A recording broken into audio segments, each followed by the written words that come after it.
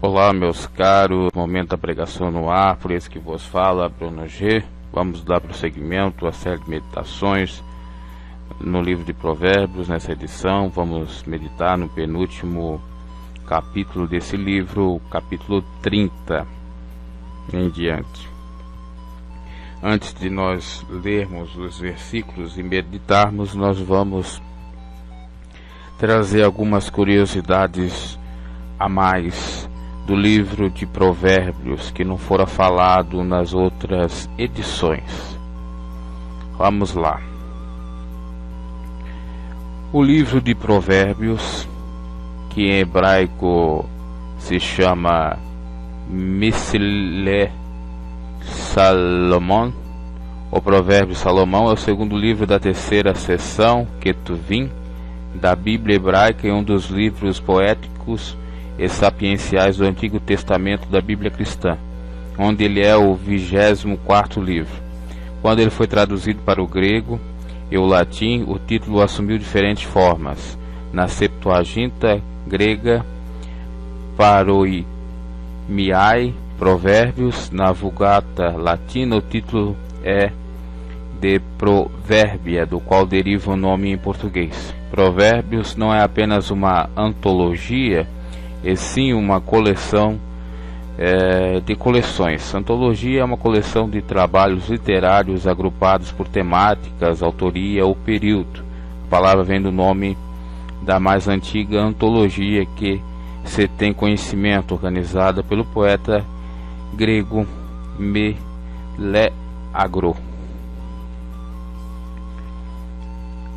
Relacionadas, portanto, essas coleções ou coleção de coleções a um padrão de vida que perdurou por mais de um milênio. O livro é um exemplo da tradição sapiencial bíblica e levanta questões sobre valores, comportamento moral, o significado da vida humana e uma conduta direta. O tema recorrente é o temor a Deus. A submissão à vontade de Deus é o princípio da sabedoria. A sabedoria é elogiada por seu papel na criação.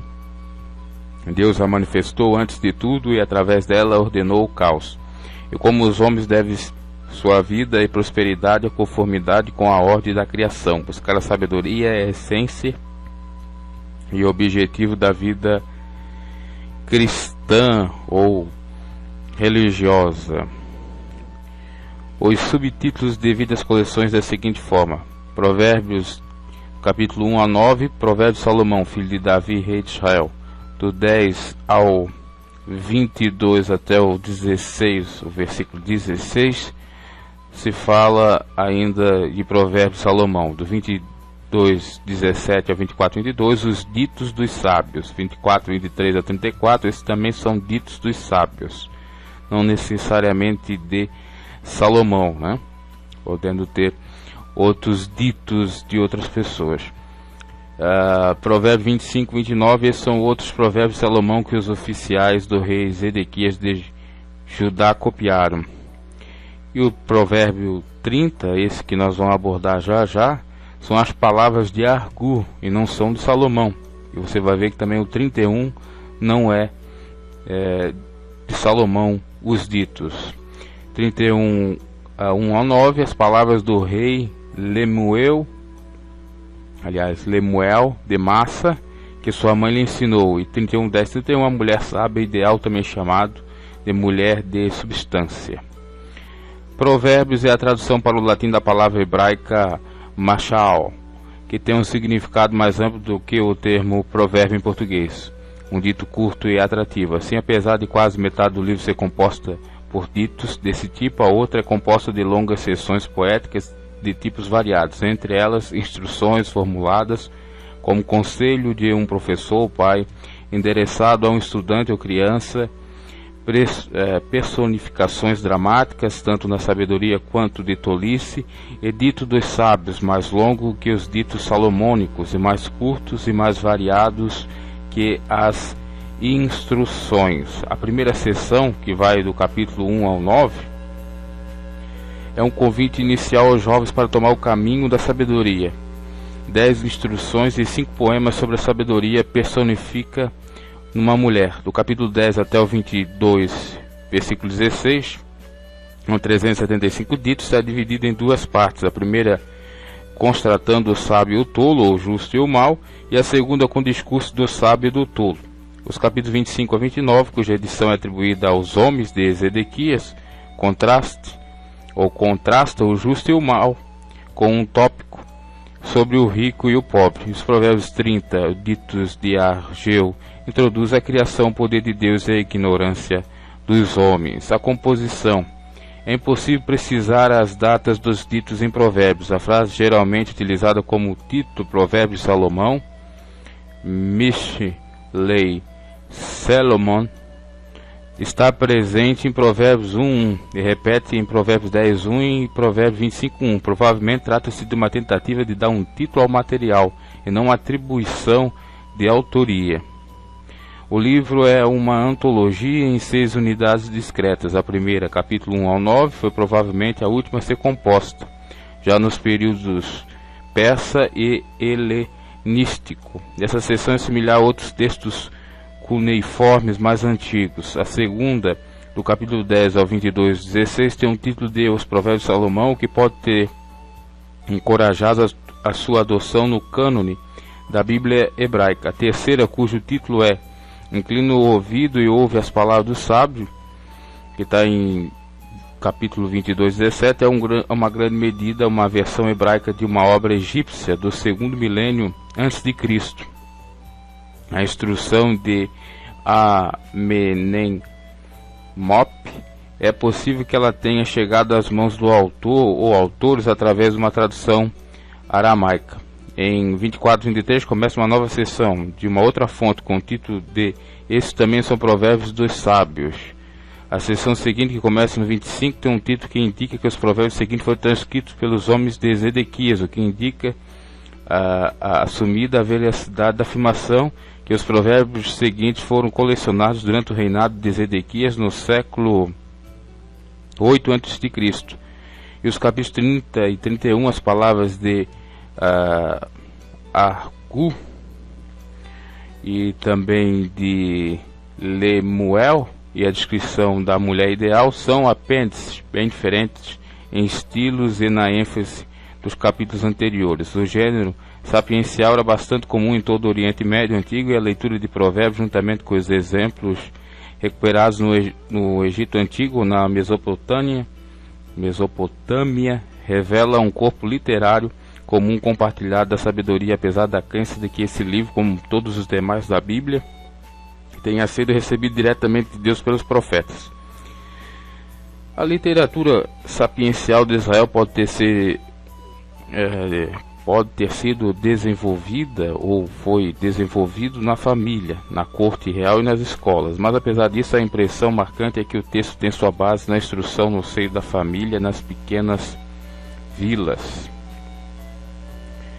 Os temas, juntamente com outros exemplos da tradição sapiencial bíblica, livro de Jó, Eclesiastes e outros, Provérbios levanta questões sobre valores, comportamento moral, significado da vida humana e da conduta direta. Os três ainda mantêm sua relevância tanto para os leitores religiosos quanto laicos. Já a Jó e Eclesiastes, pela ousadia de sua discordância em relação à tradição recebida. Provérbios, por sua astúcia mundana e sátira, esses textos são os mais profundos na literatura bíblica da filosofia grega, da qual é contemporânea. Ela compartilha com os gregos o questionamento de valores e reflexões sobre a condição humana, mas sem discussões sobre ontologia, epistemologia, metafísica e outros assuntos abstratos levantados pelos gregos. Ontologia é a parte da metafísica que trata da natureza, realidade e existência dos entes. Trata do ser enquanto ser, isso é, do ser concebido como tendo uma natureza comum que é inerente a todos e a cada um dos seres objeto de seu estado. A aparição do termo da data se dá desde o século 17 depois de Cristo. Epistemologia é o ramo da filosofia que trata da natureza, etapas e limites do conhecimento humano, especialmente nas relações que se estabelecem entre o sujeito e o objeto do conhecimento. Nesse sentido, pode também ser chamada teoria do conhecimento. E a metafísica é uma das disciplinas fundamentais da filosofia.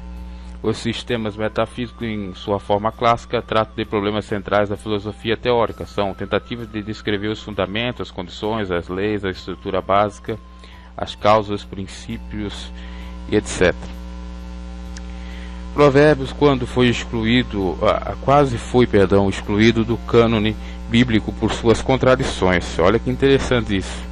Resultado de sua origem e de sua condição de coleção de coleções, como, por exemplo, não respondas ao tolo segundo a sua loucura, para que não te faças semelhantes a ele. Provérbios 26:4. E é seguido de responde ao louco segundo a sua loucura, para que ele não seja sábio aos seus olhos. Provérbios 26:5. Eu confesso que eu tive exatamente essa dúvida com relação a esses versículos quando eu meditei. Eu até fiz assim, entre aspas, vista grossa, não meditei tanto, deixei, porque até eu fiquei confundido, né? Até pensei que era por conta da tradução da Almeida que eu tenho aqui, que é mais antiga, mas fui procurar na nova, dá na mesma coisa, né? Então veja que tem exatamente essa controvérsia, tá? Uma clara contradição, é óbvio. Além disso, o tema recorrente da primeira sessão é que o temor de Deus é o princípio da sabedoria, mas as sessões seguintes são muito menos teológicas e apresentam a sabedoria como habilidade aprendida pelos homens e transmitida entre eles. Somente nas palavras de Agur, em Provérbios 31:14, é que se retoma a ideia de que apenas Deus é sábio. O temor de Javé é o princípio da sabedoria, Provérbios 9:10. A frase implica na submissão à vontade de Deus. A sabedoria é elogiada por seu papel na criação. Javé, pela sabedoria, fundou a terra, pelo entendimento estabeleceu os céus, 3:19. Em grande parte, Provérbios oferece uma visão simplista da vida, com poucas zonas cinzentas. A vida vivida de acordo com as regras leva à recompensa. A vida violando essas regras certamente levará ao desastre. Em contraste, Jó e Eclesiastes parece estar em contradição direta com as simplicidades de Provérbios, cada um de um jeito, mas descartando as suas assunções dos sábios. Notável também é o fato de que os poderosos atos de Deus, o êxodo, a entrega da Torá no Monte Sinai, a aliança entre Deus e Israel, etc., fundamentais na história de Israel, estão completamente ou quase completamente ausentes de Provérbios e dos demais livros sapienciais, em contraste com os demais livros da Bíblia hebraica, que apelam para a revelação divina para adquirir autoridade. São palavras de Deus. Os textos sapienciais apelam para a razão e a observação humana. Interpretações posteriores e influência. O Antigo Testamento, do período anterior ao cativeiro da Babilônia, antes de 586 a.C., não admitia iguais a Javé no céu, apesar da existência de adquirir a existência de uma assembleia de seres celestiais lhe servindo. Os escritos pós-exílio da tradição sapiencial desenvolvera a ideia de que a sabedoria existia antes da criação e foi utilizada por Deus para criar o universo. Presente desde o princípio, a sabedoria assume o papel de construtora principal, enquanto Deus estabelece os céus, restringe as águas caóticas e modela as montanhas e campos. Emprestando ideias dos filósofos gregos que defendiam que a razão mantinha o universo coeso, a tradição sapiencial ensinava que a sabedoria, a palavra e o Espírito de Deus eram base da unidade cósmica. O cristianismo, por sua vez, adotou essas ideias e a aplicou a Jesus. A epístola aos Colossenses chama Jesus de a imagem do Deus invisível, o primogênito de toda a criação. Colossenses 1,15. O Evangelho de João identifica Jesus como sendo a palavra criativa. No princípio era o Verbo, e o Verbo estava com Deus, e o Verbo era Deus. João 1,1. No século IV, quando o cristianismo lutava contra as heresias, ainda estava desenvolvendo o credo que defenderia ou definiria suas crenças. Provérbios 8:22 foi utilizado tanto para apoiar quanto para refutar as alegações dos arianos assumindo que Cristo poderia ser igual à sabedoria de Deus. Em 1 Coríntios 1:24 defendiam que o Filho com a sabedoria foi criado. Javé me possuiu no princípio de seus caminhos, antes das suas obras da antiguidade. Provérbios 8:22. Por conta disso, o Filho seria subordinado ao Pai, o Criador. Seus adversários, que no final prevaleceram, defendiam que a palavra hebraica relevante seria ser traduzida como gerado, e o credo niceno declarou, melhor dizendo, que o Filho foi gerado, não feito, uma afirmação da consubstancialidade de Deus e Cristo. O credo niceno foi, uma profissão de fé adotada do primeiro concílio ecumênico realizado na cidade de Niceia de Bitínia, Turquia, em 325. Chama-se também o símbolo niceno e a profissão da fé dos 318 padres. E a consubstancialidade é um conceito cristológico introduzido na profissão da fé pelo primeiro concílio de Niceia e que diz respeito à divindade de Cristo por ser da mesma substância do Pai.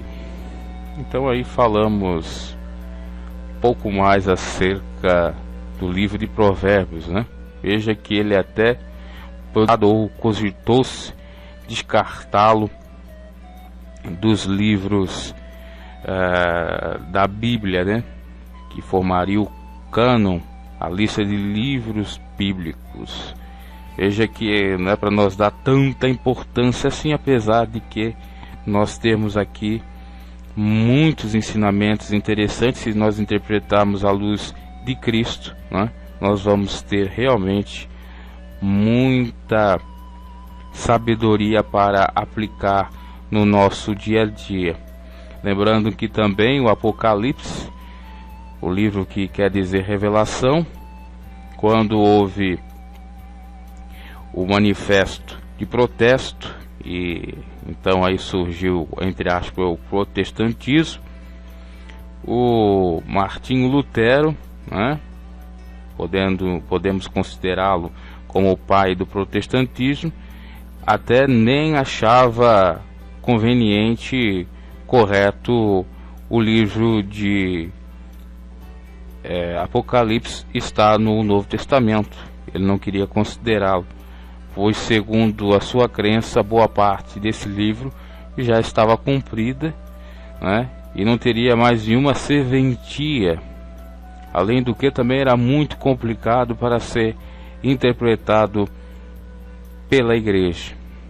Então veja só, às vezes a gente dá tanta importância a livros, a escritos, a escrituras e tal, e não é bem assim, Sempre se dá valor a Cristo Jesus. E muitos defendem a Bíblia dizendo que ela é inerrante, que a Bíblia é a palavra de Deus, foi escrita por 40 homens inspirados pelo Espírito de Deus. Bom, é verdade, mas a gente também, não pode idolatrá-la, porque nós devemos adorar tão somente a Deus e não os escritos, os ditos, por homens, que também estavam sujeitos a falhas. Então, o que importa para nós é que Cristo nasceu, morreu, ressuscitou e está à destra de Deus Pai. Nós sabemos dessa verdade. Ok? Vamos agora à meditação do livro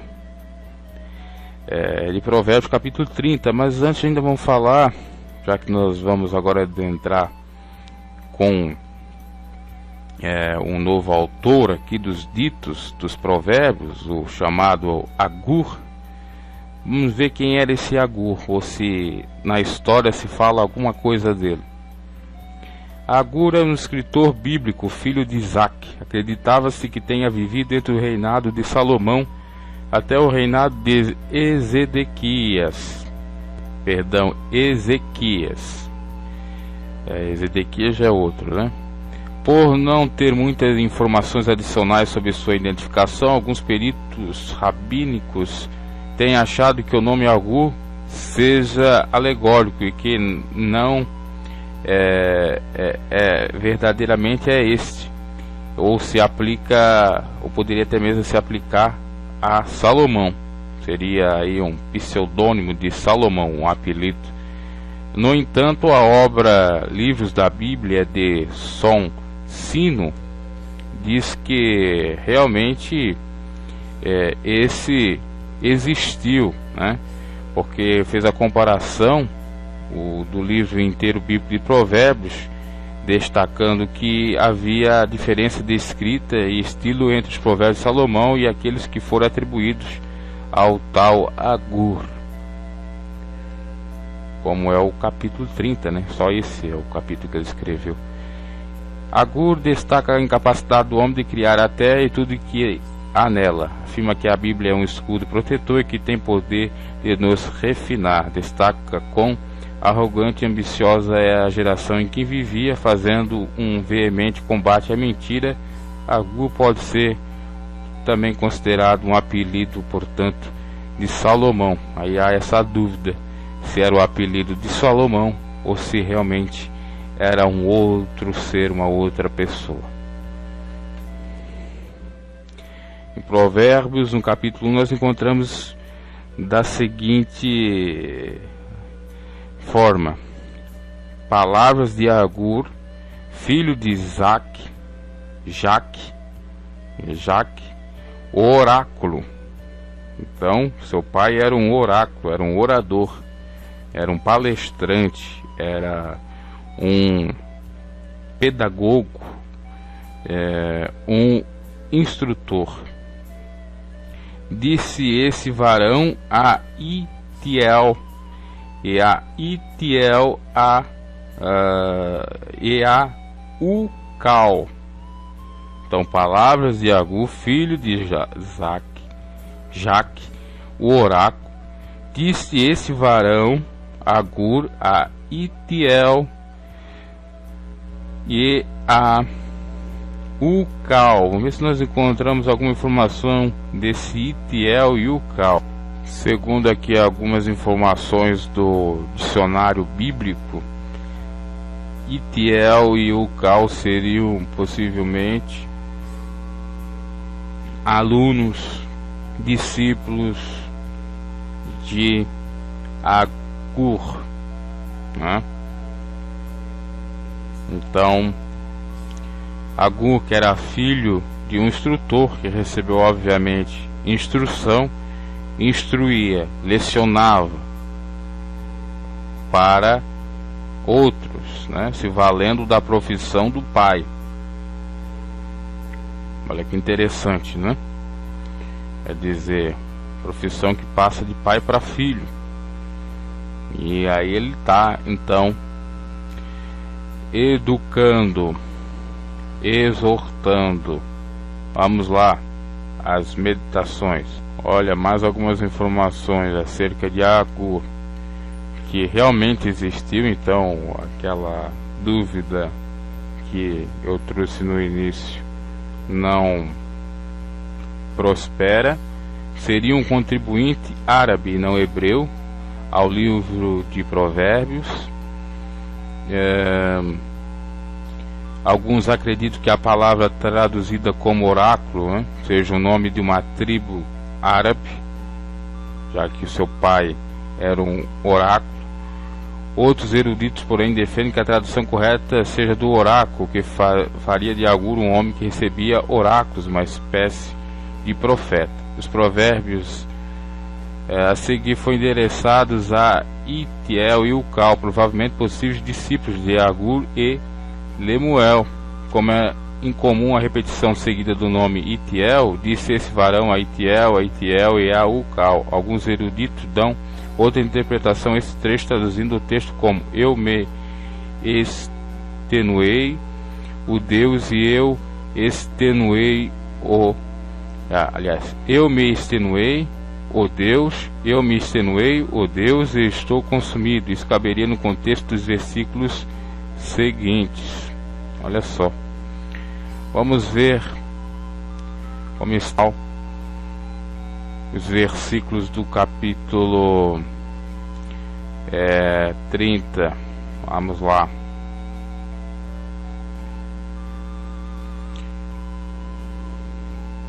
Já a gente vai meditar. Repete praticamente o primeiro versículo da Almeida. Diz o seguinte: ditados de Agur, filho de Jaque, oráculo. Esse homem declarou a Itiel e a Ucal. Então, dessa forma, versículo 2: sou o mais tolo dos homens, não tenho o entendimento, isso é na Nova Versão Internacional, de um ser humano. Na Almeida diz: na verdade que eu sou mais bruto do que ninguém, não tenho entendimento do homem. Então ele se considera totalmente um apedeuta, um ignorante. Não aprendi sabedoria, nem tenho conhecimento do santo. E o santo está com letra maiúscula, possivelmente de Deus. Versículo 4: quem subiu aos céus e desceu, quem ajuntou nas mãos os ventos, quem embrulhou as águas em sua capa, quem fixou todos os limites da terra? Qual o seu nome e o nome do seu filho? Conta-me, se você sabe. Versículo 5: cada palavra de Deus é comprovadamente pura, ele é um escudo para quem nele se refugia. Na Almeida 4 e 5: quem subiu ao céu e desceu? Quem encerrou os ventos nos seus punhos? Quem amarrou as águas na sua roupa? Quem estabeleceu todas as extremidades da terra? Qual é o seu nome? Qual é o nome do seu filho? E se é que o sabes? Toda a palavra de Deus é pura, escudo para os que confiam nele. Obviamente, né? Quem crê nessa palavra sabe que Deus existe e que aquelas perguntas que ele faz ali então respondidas com Deus, né? Nada acrescenteis às suas palavras, para que não te repreendas e seja achado mentiroso. Versículo 6: não acrescente as palavras dele, do contrário, ele o repreenderá e mostrará que você é mentiroso. A sua própria palavra, né? Não podemos acrescentar nenhum tio. Ai de nós. Duas coisas peço que me deis antes que eu morra: mantém longe de mim a falsidade e a mentira, não me deis nem pobreza nem riqueza. Grife esse versículo. Dá-me apenas o alimento necessário. Até Salomão vai falar mais ou menos nesse sentido em outra passagem. Aqui na Almeida diz: afasta de mim a vaidade e a palavra mentirosa, não me des nem a pobreza nem a riqueza, mantém-me do pão da minha porção acostumada. Eu já fiz várias pregações estando dizendo que esse versículo literalmente era de Salomão, não é? Então é de Agur. Olha que interessante. Vamos às meditações ainda. Quando Agur fala aquela expressão de eu ser mais bruto do que ninguém, queria dizer que estava perplexo. Da mesma forma, sua negação de ter conhecimento do santo também é um floreio retórico, como se vê pela comparação às suas palavras, no versículo 5 e 6. Agur estava declarando com forte ironia que era incapaz de explicar o enigma, o segredo, à sua frente. Esse versículo 4 mostra a charada que deixou Agur intrigado. As questões são enigmáticas, culminam em: qual é o seu nome? Qual é o nome do seu filho, se é que o sabes? Nesse ponto há a resposta à charada.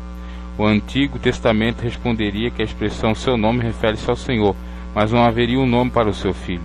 Essa charada ficaria sem solução até que, obviamente, que Jesus respondesse a Nicodemos em João 3,13. Esse versículo enquadra entre os textos mais messiânicos em toda a Bíblia. Óbvio, é uma profecia, né? O versículo 4 do capítulo 30 acerca de Jesus, ou de Yeshua, né? Como muitos preferem chamar, porque falar Jesus é um nome pagão. Vamos lá, vamos seguindo. Agur desejava alcançar duas coisas pela graça divina antes da sua morte. Do 5 ao 9 se percebe isso. E nós já falamos aqui, né? Que era se afastar da vaidade, da palavra mentirosa ou da falsidade, e que Deus não lhe desse nem a pobreza nem a riqueza, mas que lhe mantesse o pão cotidiano acostumado, né? Como nós lemos. É isso que nós precisamos, né? De equilíbrio, de modéstia, do básico, do necessário, nada mais, nada menos, para que nós não percamos a bênção de Deus com usura, com avareza, se for para mais, e também não ficamos indignados até com o próprio Deus por ter menos, né? E se queixando e fazendo inclusive coisas erradas para ter o básico ou até mais, né? Para que porventura de farto não te negue e diga: quem é o Senhor? Ou que empobrecendo não venha furtar e lance mão do nome de Deus. É o que eu estava falando, né? Se não tenho, na versão da nova internacional, se não tendo demais eu te negaria e te deixaria. É óbvio, né? Que muitos, porque tem por demais, acabam deixando ao Senhor, tendo mais amor às coisas dessa vida, aos bens materiais, a riqueza, o dinheiro, do que o próprio Deus. Isso é o mal. E diria: quem é o Senhor, né? Então eu ia me exaltar dizendo: quem é o Senhor para eu estar adorando ou estar reverenciando e andando de modo modesto ou equilibrado, temperado. Não, eu sou o Senhor, soberbo. Ou se fosse pobre, poderia vir a roubar, desonrando assim o nome do meu Deus. É verdade. Então, nem menos para que nós não venhamos roubar, defraudar, e nem mais para que nós se vangloriemos. É isso que nós devemos pedir para o Senhor, para nos dar saúde, inclusive, para nesse sentido atuarmos, para nesse sentido pedirmos e termos saúde para fazer, para executar e para adquirir exatamente aquilo que é o necessário para nós. E nós temos dois exemplos no Novo Testamento, personagens bíblicos que, por ter mais, acharam que eram superiores a Deus, por ter menos, cometeram ilicitudes. O primeiro exemplo é daquele jovem mancebo que era rico, que cumpriu os mandamentos do Senhor, chegando a Jesus: o que preciso para entrar no reino dos céus, se eu já cumpro os 10 mandamentos? Jesus disse: tem algo ainda mais. Vai, vende tudo que tu tens e dá aos pobres. E ele saiu tristonho e não fez aquilo que Jesus pediu, porque ele estava com seu coração no dinheiro. Dinheiro era o seu Deus, o Deus Mamon. Então ele estava servindo aos bens materiais. E aí a soberba toma conta: eu não preciso de Deus porque eu tenho fartura, né? Eu tenho riqueza, a riqueza me basta. Não é a graça de Deus que nos basta, né? Ou para essas pessoas não é a graça de Deus que lhes basta, mas sim a riqueza. E por isso que a Bíblia fala que o amor ao dinheiro é a raiz de todos os males. Então veja só, cumpriu esse versículo há 700, 800 anos depois, né? Em 700, 800 anos depois, que aqui nós estamos falando de precisamente 700, 800, 900 anos antes de Cristo, com esse jovem mancebo. E o outro que não tinha tanto e roubava, defraudava, era Judas, que andava com Jesus, que era pobre, né? Ou pelo menos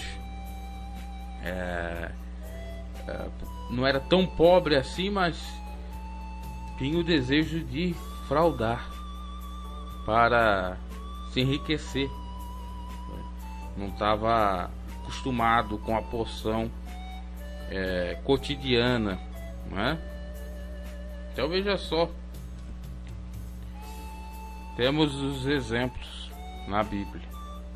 E por outro lado também temos exemplos de homens que se arrependeram, como Nicodemos, que era uma autoridade e que tinha muita riqueza também, podemos assim considerar, conheceu Jesus, como José de Arimateia, como Zaqueu se arrependeu, que defraudava e roubava da nação, para não ser um negador de impostos, né? Então, quando se tem um encontro verdadeiro com Jesus, tudo muda. Há a transformação da água para o vinho. Vamos seguindo, versículo 10. Não calunies o servo diante do seu senhor, para que te não amaldiçoe e fiques culpado. Versículo da Nova Versão diz: não fale mal do servo ao seu senhor, do contrário, o amaldiçoará e você levará a culpa. Mas não vai falar mal do outro empregado a seu patrão, ou ao que está administrando, governador, presidente da empresa, né? Seja privada, seja pública, da instituição, porque quem está sujeito a pagar o pato é exatamente você, né? Que vai ser amaldiçoado. Está feito, ocorreu uma situação que é um pouco diferente dessa relação entre empregador e empregado, entre patrão e subordinado, entre governador, presidente, prefeito e seus servidores e tal. O sujeito foi falar para uma pessoa que era política, que alguém estava falando mal dele. E esse político, como era iracundo, né, nervoso demais, apressado, foi em casa e pegou uma arma e foi caçar esse dito cujo. Ao efetuar o tiro, pensando que era o dito cujo, acabou na realidade disparando contra aquele que entregou o dito cujo. Cumpriu a palavra que diz que caiu na mesma cova que fez, né, que nós já meditamos. Então veja, meus caros, que realmente o sujeito que vai fazer mal para o outro, ele vai receber. Então, mesmo que você tenha razão, mesmo que você saiba, só se o chefe, só se alguém lhe pedir, tá? Inclusive, você sabia que pela lei você tem o beneplácito, a prerrogativa de não contar as coisas que se faz errada, de ocultar, porque você está cumprindo o seu ofício e não tem a obrigação de falar ou entregar algo que está errado, e mesmo que disser de modo que não venha a ser a verdade, ainda assim pode estar livre e isento de pena. Veja só, porque ele está subordinado. Como que o sujeito, tem até uma expressão, mas não me recordo no momento, pois como o sujeito vai entregar o seu patrão, é difícil, né? Cuspir no prato que comeu, né? Ser contra aquele que está lhe dando o seu próprio sustento. Então a justiça considera isso. Vamos seguindo. Há uma geração que amaldiçoa seu pai e que não bendiz a sua mãe. Há uma geração que é pura aos seus olhos e que nunca foi lavada da sua imundície. A Nova Versão diz: existem os que amaldiçoam seu pai e não abençoam sua mãe, os que são puros aos seus próprios olhos e que ainda não foram purificados da sua impureza. Existe, né? Infelizmente existe, mas são pais que são pais, são mães que são mães, né? E esses que tentam amaldiçoar pais que são pais e mães que são mães, à luz da palavra de Deus, esses vão ter consequências, porque não estão honrando o pai e a mãe, que é o primeiro mandamento com promessa, e vão ter os seus dias, o que? Conforme diz a palavra, né? Diminuídos na face da terra, porque estão fazendo aquilo que não se deve. Estão invertendo os papéis. Estou falando, leia-se pai e mãe. Não vai querer usar esse texto para servir de pretexto para dizer que é todos os pais, inclusive aqueles que não são pais, são omissos, são violentos, agressivos, criminosos, ou mães também. Não é isso. Até porque Paulo fala que o verdadeiro pai e a verdadeira mãe não irrita o seu filho e não lhe tira o ânimo. Do mesmo modo, o verdadeiro filho ou a filha, à luz do Evangelho, para os pais é aquele e aquela que honra os. Vamos seguindo. É uma geração que é pura aos seus olhos e que nunca foi lavada da sua imundícia, é verdade, é soberba, né? Há uma geração, e ainda há, nos tempos, por exemplo, século XXI, se naquele tempo existia, há quase 3.000 anos atrás, imagina agora, né? No tempo do fim, como existem homens amantes de si mesmos, perversos, que acham que são os certos, os mais sábios e que não querem reconhecer seus erros e que até mesmo se intitulam Cristo, Deus ou semideuses, deuses, e querem ser cultuados, adorados e tal, né?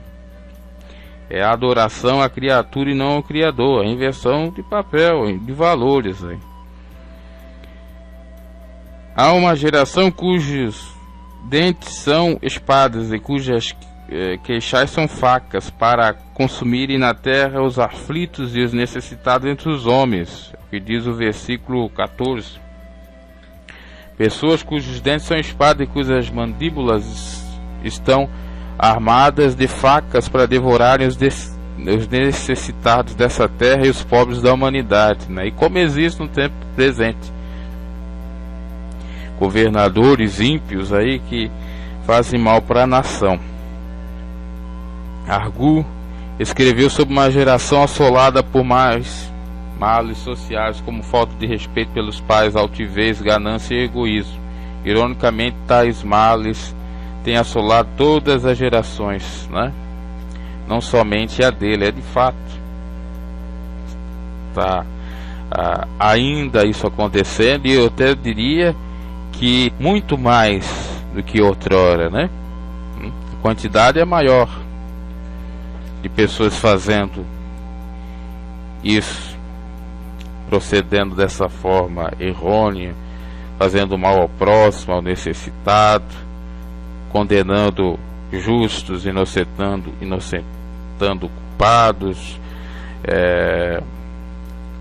roubando a viúva, o órfão, não se abstendo do mundo de corrupção, amando as suas próprias concupiscências carnais, e por aí em diante, né?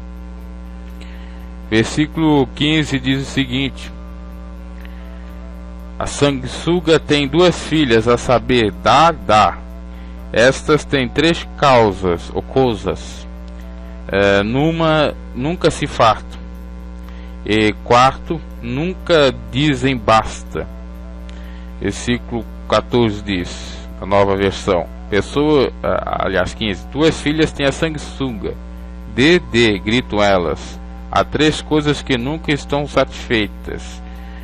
4 que nunca dizem é o bastante. Sanguessugas, né? Aí estão. É sugar o sujeito até não dá mais. E essas 3 coisas nunca se fartam, né? O dê, sempre quer mais. E nunca é o bastante. 16. A sepultura, amada, estéril, a terra que se não farta d'água, e o fogo nunca dizem basta. O Seol, o vento estéril, a terra que nunca se sedenta, e o fogo que nunca diz é o bastante. Seria então as 4, né, que é falado no versículo anterior: a sepultura, o ventre estéril, a terra e que nunca se dessedenta, que está sempre sedenta, e o fogo, que nunca consome. Então a terra nunca diz basta, né? A sepultura, porque morre gente à beça todo dia, todo instante. O ventre estéril da mesma maneira, né? Que a esterilidade aí está, né? Quantas mulheres com as suas madres fechadas sendo inférteis, né? Bem como no sentido metafórico, simbólico, terras, nações, por aí em diante, pessoas. A terra que sempre está sedenta, precisando de irrigação, de água, porque em determinadas regiões não tem a fruição de águas, seja do rio ou de mar, para nutrir essa terra, e muito menos a chuva. Então ela está sedenta. E o fogo, né? E que nunca basta. Essas lavas que vêm debaixo da terra, dos vulcões, né? Cada vez mais em erupção. Então eles não bastam, eles não cessam. Os olhos que zombam do pai ou desprezam a obediência da mãe, corvos do ribeiro os arrancarão, e os pintões da águia os comerão. Versículo 17: os olhos de quem zomba do pai e zombando nega a obediência da mãe serão arrancados pelos corvos do vale e serão devorados pelos filhotes do abutre. É verdade, ó. Já só, os abutres aí vão comer, porque os filhos vão morrer, porque eles não estão cumprindo o mandamento com promessa, vão ter seus dias diminuídos e vão morrer cedo. E aí os abutres, e aí os corvos vão os ceifar, né? Isso pode ser simbolicamente interpretado como pessoas zombando deles, né? Os abutres vão aproveitar do vacilo deles, porque pode comer a sua herança que eles ganharam na vida, né? Seja pelo seu suor ou até mesmo de seus pais. Uma mulher, por exemplo, abutre, né? Amigos interesseiros, pseudos amigos, entre outros, justamente por não ter dado ouvido ao pai e não ter obedecido à mãe, para se afastar das más conversações, dos maus costumes, das más companhias. E aí deu no que deu, dá no que dá. Tem ocorrido isso a todo instante aí, né?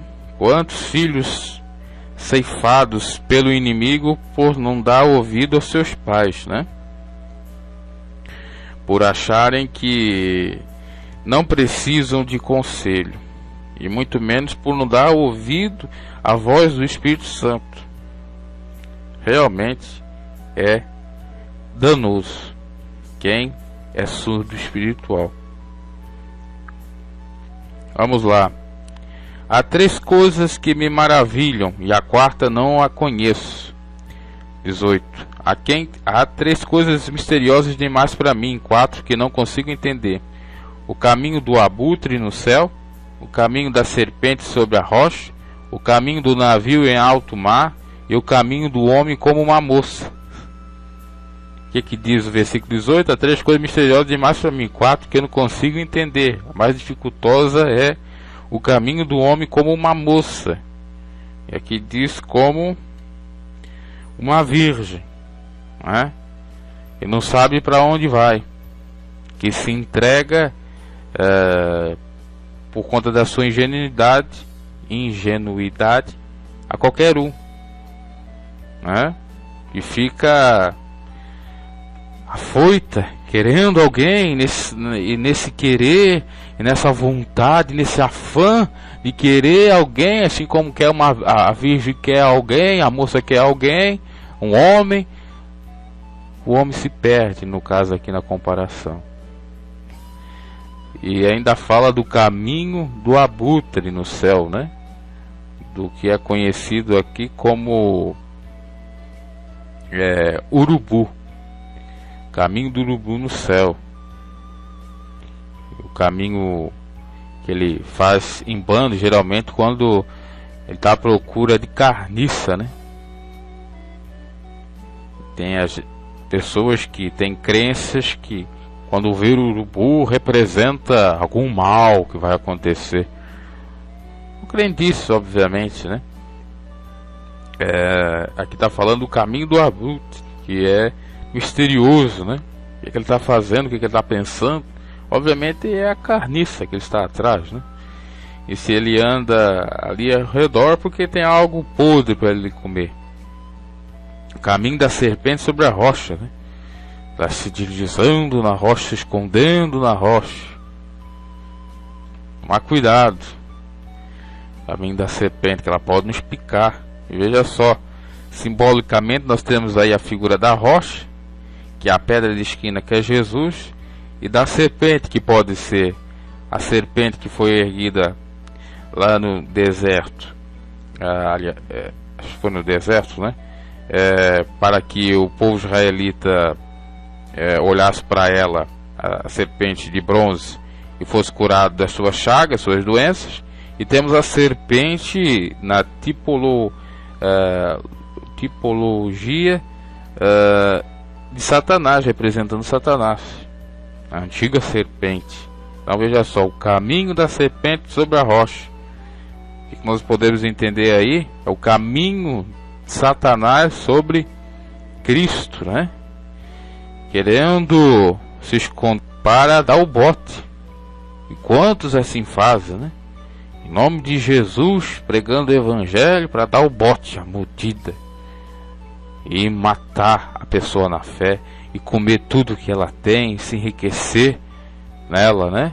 Aí às vezes você acha que está no caminho certo, porque está falando de Jesus, está falando da rocha, você está edificado, entre aspas, na rocha, mas não está, não é bem assim. Porque o inimigo está ali, ó. Onde está a luz, as trevas também está. Onde está as trevas, o inimigo já sabe que aquele território está dominado. Agora, onde está a luz, onde está Jesus, ele está ali rodeando, vagueando, bramindo, como um leão, quem possa tragar. Lembra dele na narração de Gênesis no paraíso, no jardim do Éden, né? Adão e Eva estavam lá, desapercebidos, numa boa, se comunicando com Deus e tal. Foi ali que Satanás foi. Por que ele não foi atrás de outros possíveis povos que já existiam, ou conversar com os anjos decaídos? Não, ele foi ali atentar a obra e a criação do Senhor, para ele se revoltar e virar as costas para Deus, né? Onde está a palavra do Senhor, onde está a santidade, ali o inimigo está para derrubar, para destruir, para fazer o mal, já que ele veio para roubar, matar e destruir. Mas Jesus veio para dar vida, e vida com abundância ou plenamente. Aleluia, né? O caminho do navio em alto mar. O mar representa a tempestade. O barco representa aqueles que estão salvos e remidos em Cristo Jesus. Então o caminho do navio nas ondas do alto mar é uma coisa misteriosa, não é? Como a igreja consegue vencer determinadas adversidades, tempestades, mas não há tanto mistério assim, porque Jesus está no barco, e Jesus estando no barco, tudo melhora, a tempestade se acalma, vira bonança. Falamos também do caminho do abutre no céu, que são os urubus que estão andando por cima, né? Contrário das águias, que tudo enxergam, que se renovam. Os urubus só procuram o que? Carniça. A águia não come qualquer coisa. A águia é a contradição, né, do urubu. Nós cristãos temos que ser que nem as águias. Isaías fala da águia, que o povo de Deus será que nem as águias, se renovarão, né, como elas. Nós não podemos ser que nem os urubus. Veja só, nos céus tem até a tipologia, a representação, o simbolismo das obras das trevas e das obras da luz, né? Nós, águias nos céus, porque se estamos na luz nós devemos ser águias, e os que estão no mal, nas trevas, são os abutres, que só se interessam por carniças ruins, podridões. Olha que interessante isso, né? Tomemos cuidado com os abutres, né? Porque se uma águia cair, ele vai comer a águia. Mas segundo conta os pesquisadores, cientistas, os biólogos, quando elas sabem que estão ficando velhas, elas voam até não dá mais, e de lá elas se desfazem no alto dos céus, porque assim é a sua natureza. Dificilmente se encontrará o seu corpo, parece que se perde no infinito. Olha que lindo, né? Se nós cristãos fôssemos assim, mas nós devemos na realidade ser assim, nós voar e chegar até a Deus na nossa velhice, quando chegar o inverno para nossa vida. Oh, aleluia, né? Glória ao Pai, ao Filho e ao Espírito Santo de Deus. Que maravilha. Diferente do abutre que cai no chão, a águia vai para cima, e lá ela passa. E nós passamos essa vida para outra vida. Por isso que o nosso alvo é Cristo. Nosso alvo é as coisas lá de cima e não de baixo. E o caminho do homem como uma moça que não tem controle, que está ingênua, é porque não conheceu a Cristo Jesus. Porque se ele conhecer a Cristo Jesus, com certeza ele estará no caminho certo e não perdido. Vamos seguindo. Esse ou tal é o caminho da adúltera. Ela come, limpa a boca e diz: não fiz nada de errado. É o caminho da adúltera, contrária da moça virgem, ingênua, é enganar, né? Se nós podemos estar perdidos por sermos ingênuos, não termos o conhecimento, e por falta de conhecimento o povo é destruído, mas Deus perdoa o nosso tempo da ignorância. O pior seria nós conhecer e não obedecer, que nem a mulher adulta. Imagina nós como igreja, uma igreja meretriz, não agrada aos olhos do Senhor. Ele vem buscar uma noiva pura, santa, irrepreensível, imaculada, sem mácula, sem mancha, sem pecado. Não pode ser uma adúltera, não pode ser uma rameira, que ela come, limpa a boca e diz: não fiz nada de errado. Não fiz nada de errado, não enganei ninguém, não persuadi ninguém, não lucrei com ninguém, não destruí casamento de ninguém, não é? Ele gosta de mim como amiga, porque ele realmente ama a sua esposa, ele só quer satisfação sexual, eu a dou em troca de dinheiro, não é? Mas eu não quero destruir a sua casa, a sua família. Falácia. O caminho da adúltera é esse. Ela se farta, ela come, ela se esbalda, e depois ainda tem a cara de pau a pachorra de dizer que é uma santa, né, que não cometeu maldade. O recado de Jesus para Maria Madalena foi: eu não te condeno a ser apedrejada de acordo com a lei de Moisés. Agora vai e não peques mais, né? Vai e não peques mais, porque não é só na lei dos homens que você está transgredindo, é a lei divina também, que diz para não adulterar, Dos homens eu te livro, porque acho que penso que essa pena, ela é muito forte, né? Principalmente por esses hipócritas, que são mais pecadores do que você. Agora, diante dos céus você também está pecando, então vai e não peques mais. Foi isso que Jesus disse, e pensou e disse. né? E aqui nós estamos falando da adúltera, que não tem arrependimento, que pinta e borda, que quer cada vez mais money, que nunca se satisfaz, né? Que não sai dessa vida de luxo, de riqueza. Mas uma hora ela vai ter uma consequência, né? Pode vir através de patologias e doenças, ou até mesmo da principal, eu diria, a solidão, o sofrimento, por não ter de fato um amor de verdade. Porque uma hora cai a ficha, vem à tona a tolice, a insensatez que ela vem fazendo ou está fazendo. Porque quando nós fizemos algo errado, isso já é inerente à nossa natureza, a nossa consciência pesa. Por mais que nós sejamos pessoas insensíveis, por mais que nós tentamos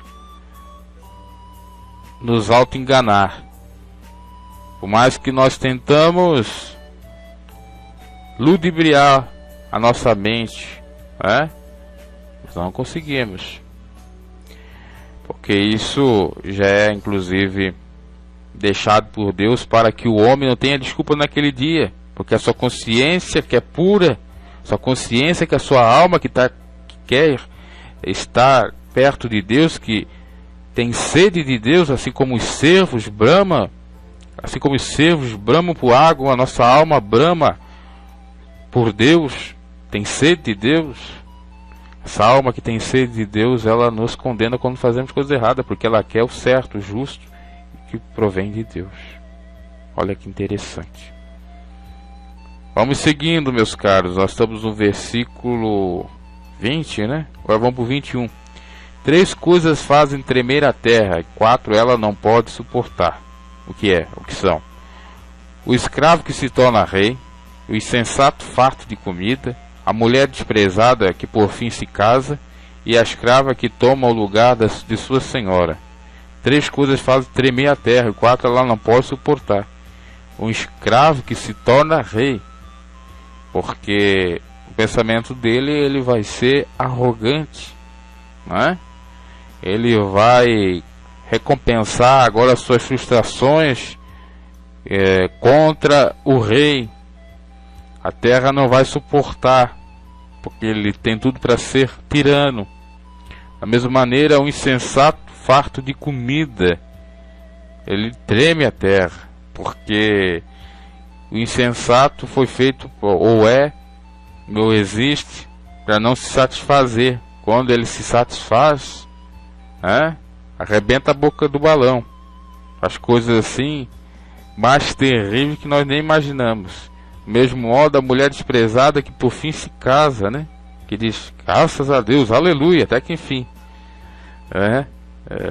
Então a terra vai abalar com o escravo que se torna rei, o insensato farto de comida. Chegou a sua vez. Isso pode, claro, eu estou falando aqui para o lado maléfico, mas também pode ser benéfico. Pode haver o tremular ou o tremor de terra, né? Pode haver um terremoto bom, né? Quando é um escravo que é simples, é um pobre que sabe o que passou para chegar no poder, então ele visa ajudar a todos e não ser arrogante e querer só privilegiar algum determinado grupo, mas não governar para todos. Do mesmo modo, quando o insensato se preenche e pode virar então um insensato, e a mulher que casa, né? Depende do ponto de vista, e cabe tanto para o mal como para o bem aqui, o tremer a terra. A mulher desprezada que por fim se casa, né? E a escrava que toma o lugar da sua senhora. Essa terra não pode suportar. A visão dele talvez seja o lado mais negativo. Versículo 10 que nós lemos, Agur alerta sobre o servo contra o ato de caluniar o seu senhor. Ao contrário, ele deve prestar obediência e promover um serviço honesto ao seu proprietário. Naquela época, o escravo era considerado uma pessoa inferior. No versículo 11 ao 16, ele escreve sobre uma geração assolada por males sociais, como falta de respeito aos pais, como já falamos. O 17, a falta de respeito pelos pais, mencionada no versículo 11, leva à morte. A expressão usada para ilustrar essa maldição são fortes e violentas, assim como é o castigo daquele que maltrata os seus pais. Do 18 ao 19, o termo traduzido como virgem também pode ser lido como moça nesse contexto, já falamos. Esse versículo contrasta com o caminho do versículo 19, o 20. Esse caminho é terrível, enquanto que aquele é maravilhoso. A mulher adulta não sente remorso por suas relações sexuais ilícitas, atitudes comparadas ao banquete. Após a refeição, a adúltera sente satisfeita e ainda limpa sua boca para retirar as evidências de seu pecado, não deixando assim nenhuma evidência para seu marido e outras pessoas, né? Ela tira a marca do batom, né? Hoje em dia, né? Outros até querem que haja a marca do batom para se vingarem das suas esposas quando elas são perseguidas de algum modo. Existe tudo um pouco nesse mundo perverso de imoralidade e de promiscuidade. Nós estamos no versículo 21, né? Acabamos de ler o 21, 22 e 23. Em contraste com outras 4 coisas maravilhosas mencionadas no versículo 18 e 19, vemos nos versículos 23 e 24 coisas atrozes, que são uma inversão de prioridades. 3 estão claras: o servo, o tolo e a serva se veem em todas as posições do poder inesperadas. A mulher aborrecida se refere à situação triste da esposa cujo marido a detesta. É o lado dele mais negativo. E lá do caminho que nós falamos da águia, né? Falamos de modo simbólico, ele até fala então de coisas boas. Vamos seguindo. Agora do versículo 24 a 28. Esse trecho bíblico fala sobre 4 criaturas de tamanho pequeno, mas de comportamento estupendo. Cada criaturinha destas tem um traço de conduta que pode ser fonte de aprendizado para os sábios. Vamos então a essa meditação. 4 seres da terra são pequenos e, no entanto, muito sábios. As formigas, criaturas de pouca força, contudo armazenam sua comida no verão. Os coelhos, criaturas sem nenhum poder, contudo habitam nos penhascos. 27. Os gafanhotos, que não têm rei, contudo avançam juntos em fileiras. E a lagartixa, que se pode apanhar com as mãos, contudo encontra-se nos palácios dos reis, né? Olha que interessante. Você despreza a formiga, mas ela é sábia, porque ela no verão ela trabalha para afogar no inverno. E ela é toda organizada, né? No formigueiro há uma organização. Então nós temos que aprender com a formiga a sermos pessoas que trabalham, que deixam a preguiça, a desídia de lado e que trabalham de modo ordenado, hierárquico, decente e estruturado, né? Obedecendo todos os requisitos ou a hierarquia, enfim. É uma lição para nós em todos os âmbitos da nossa vida, formiga. Fica a lição de sermos trabalhadores e de trabalhar de modo não só honesto, mas ordeiro, mais estruturado, para conseguirmos aquilo que almejamos, para termos sucesso, êxito, prosperidade na vida conjugal, na vida sentimental, na vida social, material e principalmente espiritual. Olha que interessante. A lição dos coelhos Nós estamos aí na Páscoa, praticamente, semana da Páscoa, que antecede a Páscoa. Estou gravando esse áudio na quinta-feira santa. Então veja só, na Páscoa tem a figura do coelho, que representa o que? A fertilidade, né? E depois tem a figura do ovo, que representa a vida, que representa também a fertilidade de algum modo.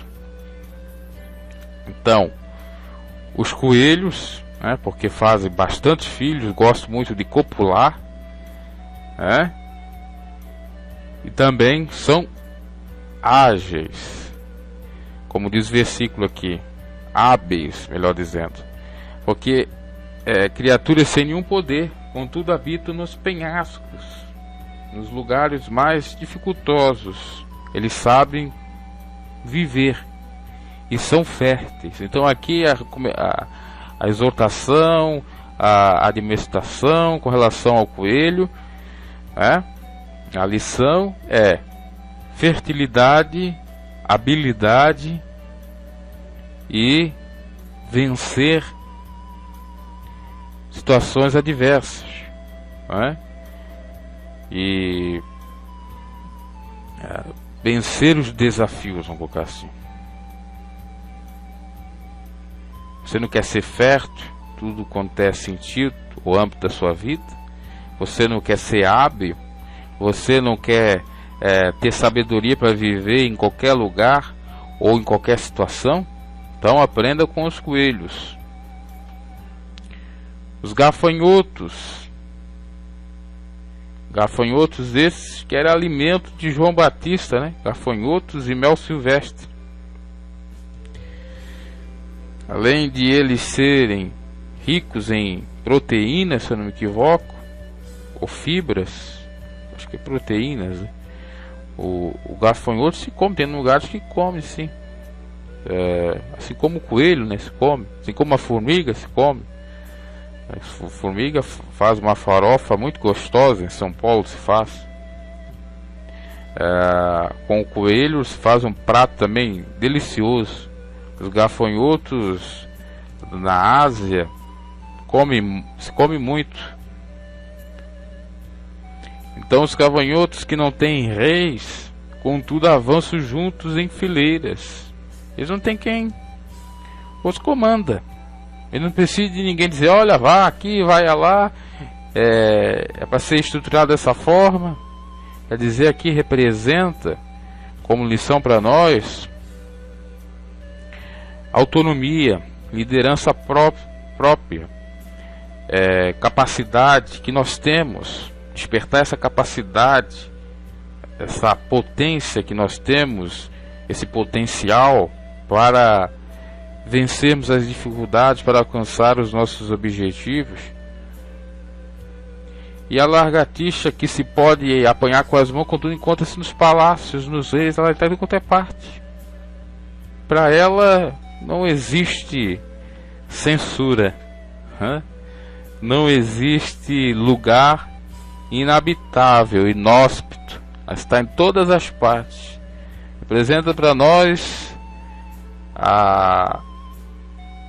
aquilo que nós devemos nos desprender, o preconceito, né? Que às vezes a gente não quer ir para aquele lugar porque tem preconceito, não quer ir na casa do rico porque tem preconceito, não quer falar com o pobre porque tem preconceito, com o rico da mesma maneira, não quer se envolver, não quer estar, não quer ser. Aprendemos com a lagartixa que devemos estar, ser em qualquer lugar. Deixamos o preconceito, os tabus de lado. Vamos viver, né? Porque nós não somos mais do que ninguém, ninguém é mais que nós. Exemplo, aí a lagartixa, insetozinho, está em todas as partes. E por que nós não podemos estar? Não temos capacidade para tal? Somos assim tão limitados?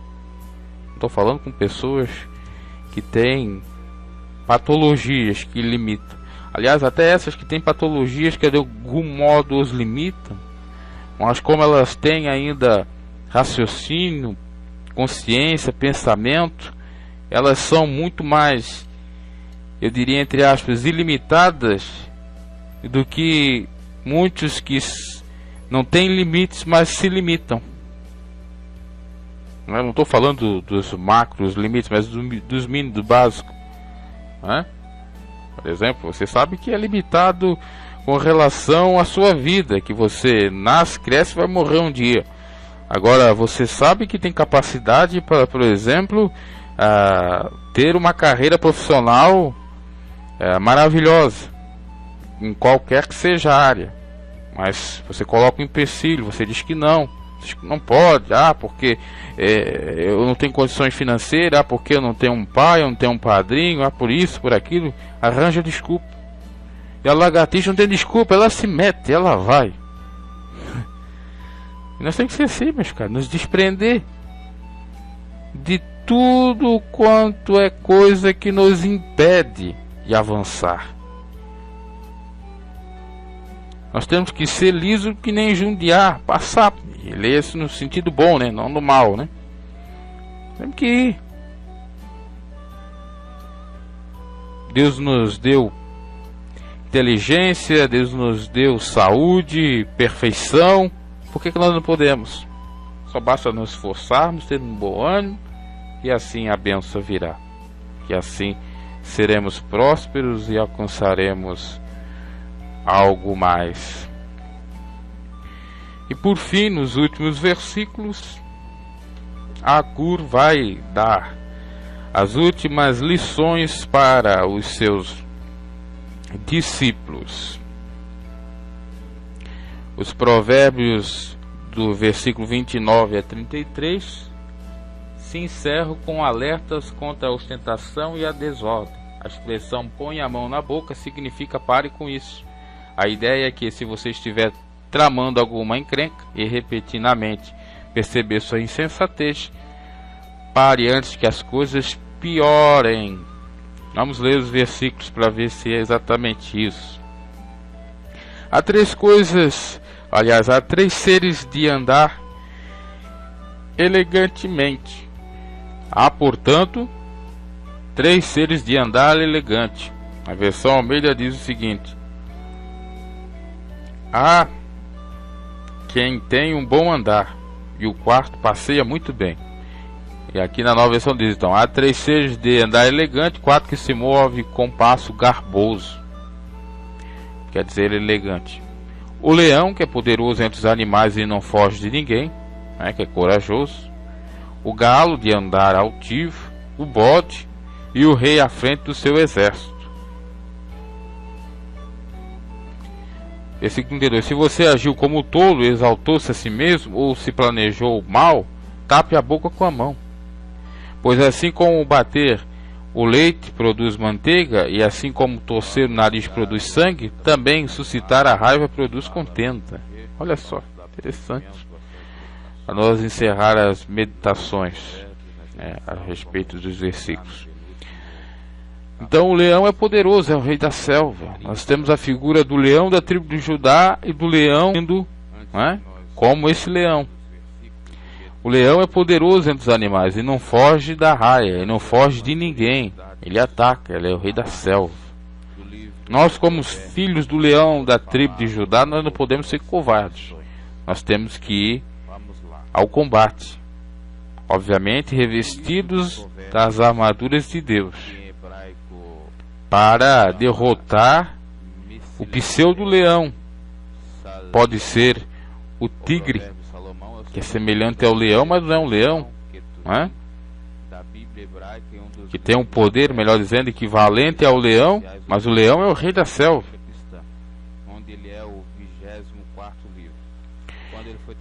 Devemos ser,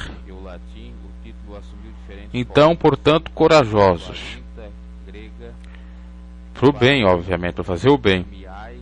O versículo 31 diz, o galo de andar altivo, que o galo, ele canta bem alto, altissonantemente, despertar do amanhã. Ele é altivo, soberbo. Lembramos do galo que Jesus falou, né? Antes de cantar o galo 3 vezes, tu me trairás, Pedro. Mostrando que Pedro estava sendo soberbo, altivo, presunçoso demais, né? Hipócrita, sendo pior que o galo. Antes do galo, né, dar o seu grito, vamos colocar assim, o Pedro, o galão, o cantar de galo, né? Tem a expressão cantar de galo. Então já teria traído o mestre. E quantos que querem cantar de galo, não é verdade?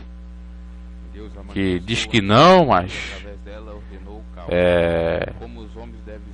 fazem, ou dizem que sim e não, né? São hipócritas, são altivos, querem brigas, querem contendas, procuram dissensões do nada. Os que cantam de galo sempre sofrem. Temos até as rinhas de galo, né?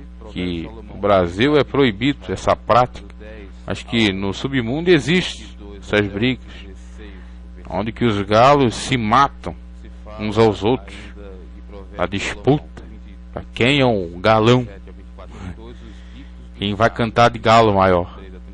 Isso não é cristão, não. Então deixamos a soberba de lado. Sejamos corajosos com o leão para deixar a soberba, a exaltação de lado. E de acordo com Agur, esses 3 seres ainda têm, porque eles têm, claro, um certo prestígio, muitos na sociedade, principalmente o leão, o galo também, por conta dessa disputa aí, e da expressão também, né?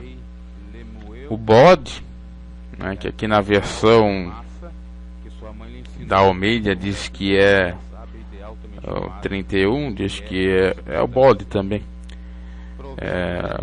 Mas na realidade aqui diz que nem o 31 diz que é o galo de olhar ativo. Aqui diz que é o cavalo de guerra, bem cingido pelos lombos, e o bode também, e o rei a quem se não pode resistir.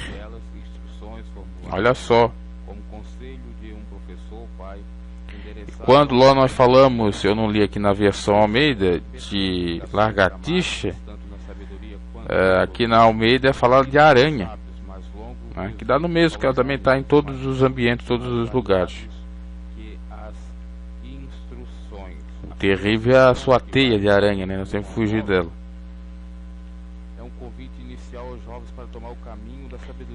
Então, o cavalo de guerra ou o galo de olhar ativo, bem cingido, por mais que seja garboso, elegante, nós temos que desfazer no sentido metafórico. Do bode também, né?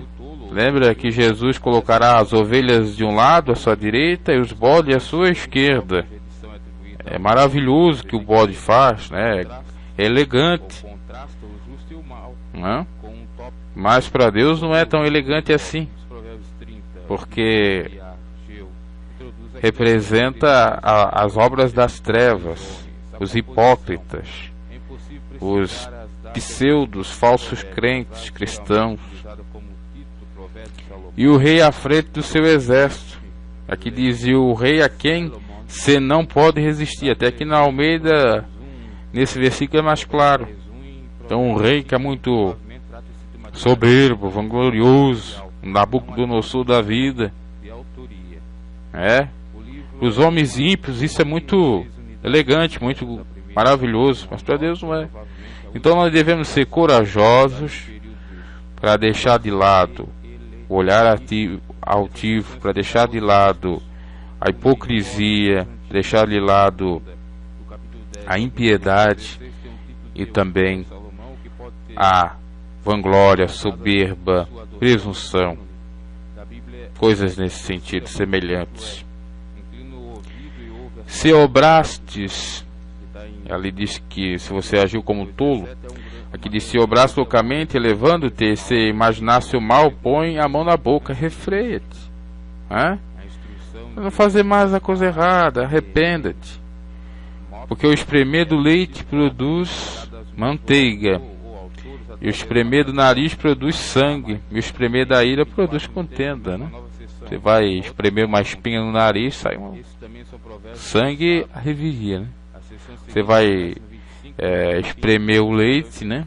Que já está talhado, coalhado, vai dar a manteiga, e você vai incitar a raiva, né? Colocar o sol sobre a vossa ira, o que vai dar? Contenda e mais contenda. Diz o ditado: quanto mais mexe no excremento, mais fede. Então, não vamos instigar, porque isso não é de um homem ou de uma mulher cristã. Então, essas foram as recomendações, as dicas, as sugestões de Agur que nós aplicamos ou devemos aplicar com a chave hermenêutica sendo Cristo no nosso cotidiano, no nosso dia a dia. Até a próxima, ouvintes, na última edição da série de meditações do livro de Provérbios, encerrando, né, as meditações nesse livro, onde abordaremos o derradeiro capítulo, que é o 31. Até mais. Até lá.